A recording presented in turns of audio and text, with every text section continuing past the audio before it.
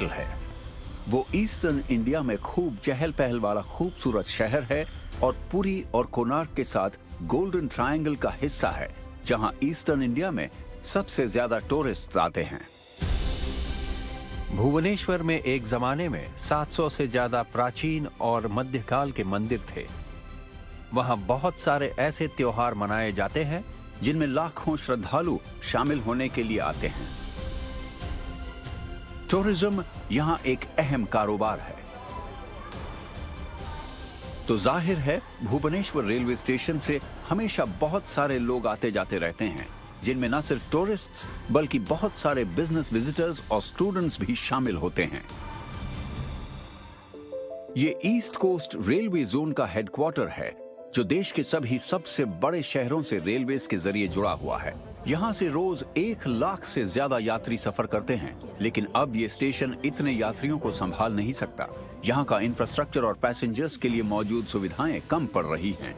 Station building को भी बिना किसी प्लानिंग के बनाया गया है। यहाँ इतनी जगह नहीं थी कि अच्छा बस स्टॉप, कार पार्किंग या लोगों के चलने की जगह हो, और स्टेशन को शहर से जोड़ने वाला सीधा रास्ता नहीं था। इसलिए इस स्टेशन के रीडेवलपमेंट का काम शुरू हुआ। नए स्टेशन को 8.2 एकड़ की जमीन पे बनाया जा रहा है, जिसमें हर एक काम के लिए अच्छी खासी जगह मौजूद होगी, और इस बात का ख्याल रखा जा रहा है कि यहाँ के पेड़ न काटे जाएं। छतों को इन पेड़ों के चारों तरफ बनाया जा रहा है। स्टेशन के कॉन्कोर्स में पैसेंजर्स के लिए वेटिंग और शॉपिंग एरिया होगा। यहाँ से वो बड़ी जल्दी और आसानी से ही ट्रेन पकड़ने के लिए प्लेटफॉर्म्स पे जा सकते हैं। यहाँ से लोग स्टेशन को पार करके इसके दूसरी तरफ भी जा सकते हैं। इस वजह से ये स्टेशन शहर का सबसे अहम हिस्सा बनने वाला है। इस कॉन्कोर्स की एक अहम खूबी ये है कि ये 250 से 280 किलोमीटर की रफ्तार की तेज हवाओं को भी झेल सकता है। ऐसा इसलिए क्योंकि उड़ीसा में अक्सर चक्रवात आते रहते हैं, और स्टेशन बिल्डिंग को इस बात को ध्यान में रख के बनाया जा रहा है। बारिश के मौसम में भुवनेश्वर को बाढ़ का सामना करना पड़ता है, इसीलिए स्टेशन के ड्रेनेज को इस तरह बनाया जा रहा है कि ऐसे तूफानों और बाढ़ में आने वाले सारे पानी को जमा करके इस्तेमाल किया जा सके और एक बूंद भी बर्बाद न हो।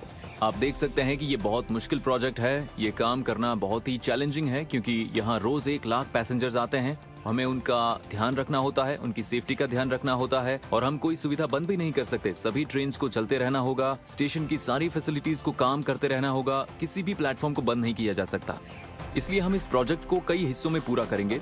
हम अभी की फैसिलिटीज को नई जगह पर ले जाना चाहेंगे और उसके बाद खाली जगह पर काम करेंगे। एक और जरूरी बात है कि सब लोग जानते हैं कि ओडिशा में अक्सर साइक्लोन्स आते रहते हैं, तो इसलिए इस प्रोजेक्ट में हमने ध्यान रखा है कि प्लेटफॉर्म शेल्टर्स को और एयर कॉन्कोर्स को ऐसे बनाया गया है कि वो 260 से 280 किलोमीटर प्रति घंटा की हवा की मार को झेल सके।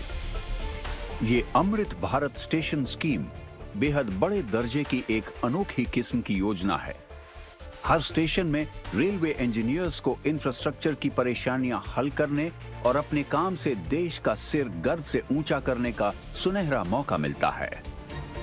2047 तक देश को विकसित बनाने के सपने के साथ हम नए भविष्य की तरफ कदम बढ़ा रहे हैं, जिसमें ये स्टेशंस इस बदलाव की मिसाल बनेंगे और देश की जनता में खुशहाली और नए सुनहरे मौकों की उम्मीद जगाएंगे।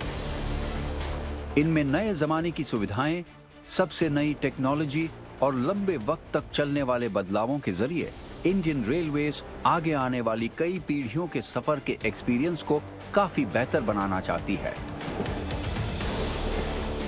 इंडियन रेलवेज ऐसी अनोखी विरासत बनाना चाहती है जो भविष्य में दुनिया के बेहतरीन इंजीनियरिंग वंडर्स में से एक मानी जाएंगी।